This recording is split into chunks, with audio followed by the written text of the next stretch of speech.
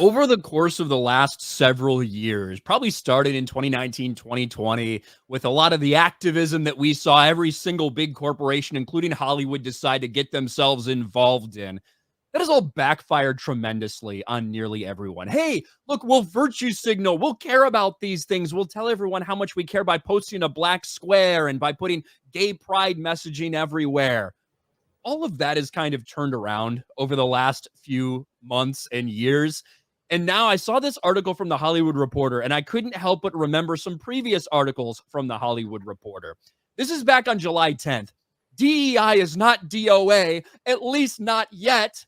And this is, of course, as so many people were pushing back against DEI in Hollywood and really just in general. This is on July 10th. What did we see by July 20th?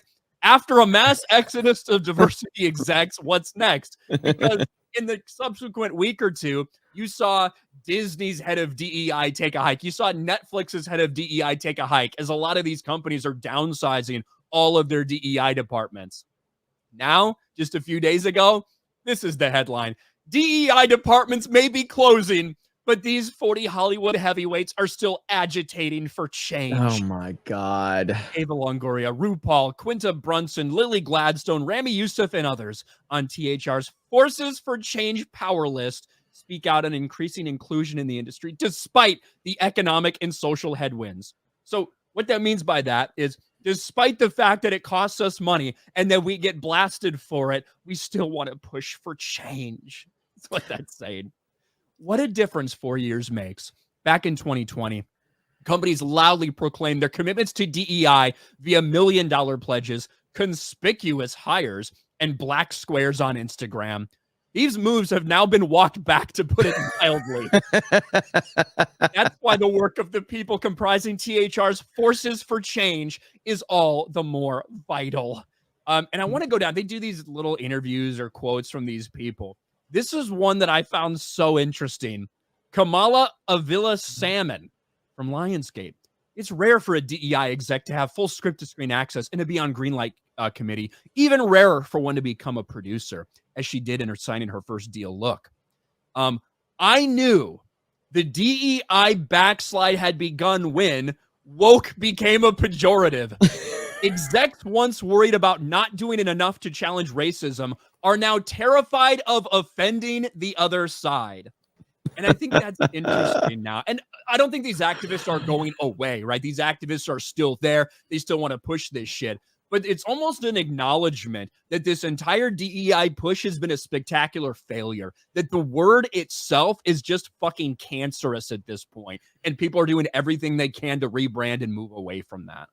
Absolutely. And to be clear, they're always going to exist. So I don't live in this fantasy world where you think that you can just stop people from having opinions. I have no problem with woke activists being out there crying and whining about whatever it is that they think that we need more of. I have a problem when the entire industry has been overrun with that narrative, and then the industry blames the fans for the failure, when the reality of it is no, that's the hypocrisy of the industry, and the fact that you've been overrun by activists like this. Don't give them they don't deserve to be hired based on their identity or the social kind of aspect of it. You deserve to be hired based on merit. And that's ultimately what it comes down to. That's why we have laws in this country where you're not supposed to be hiring based on those things. Shout out to Ubisoft for having an anti-male hiring practice, apparently. But they're not hiring those people. This is going to continue to fail and fail gloriously. And they are going to try their best to get every little ounce they can out of every little ounce of their victim narrative out of this, because that's ultimately what this comes down to, is it's building a victim narrative around it. So Ghostbusters 2016 was not made to make money. It was not made to be successful. It was not made to build a cinematic universe. It was made to build a victim narrative. That's what it was made for. Now, when I think that The Force Awakens and the Disney Star Wars trilogy, I truly think that they thought that they were at a point now where we can actually take full advantage of this to become successful and build a successful universe off of our diversity, inclusion, and representation bullshit narrative. And they were successful for a short period of time, very successful. But ultimately, you found out real quick that you can only fake this bullshit for so long. It's not sustainable. This is not a sustainable business model.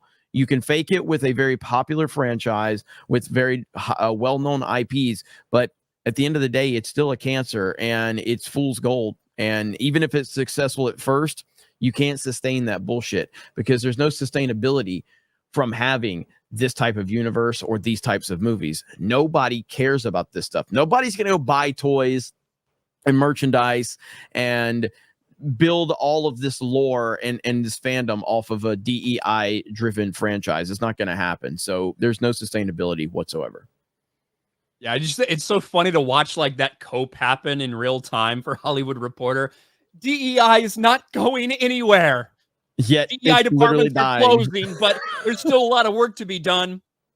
DEI is fucking dead, but these activists won't stop fighting. Okay, thank you. And then you got John Leguizamo talking about being a DEI hire at the end. Do we have a clip of that? Do we have a clip of him saying that line? I'm John Leguizamo, and I'm one of Hollywood's DEI hires. That's right, DEI. The D is for diligence, the E is for excellence, the I is for imagination. And everyone in this room tonight has dedicated their lives to diligence, excellence, and imagination, so we are all DEI hires. John Leguizamo celebrates diverse Emmy nominees, urges we need more stories from excluded groups. Because tonight is among the most diverse list of nominees in Emmy history. But we need more stories from excluded groups: Black, Asian, Jewish, Arab, LGBTQ+, and disabled. For years, I didn't complain about the limited roles my people were offered. So for the past few years, I've been complaining. Yes, we can tell.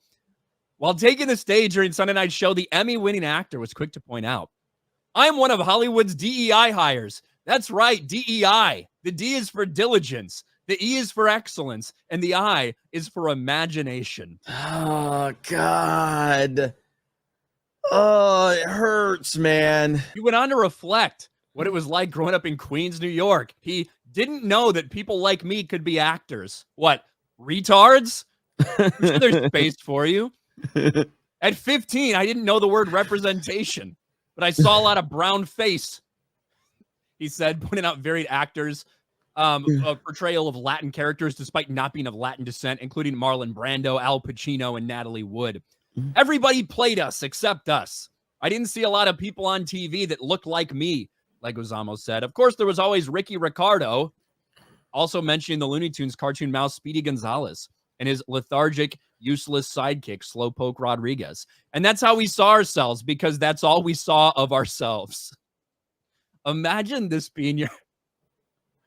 I only frame a reference for who I could be as a person with Speedy Gonzales. That's all I had. Without somebody on TV that looked like me, all I knew how to do was run around.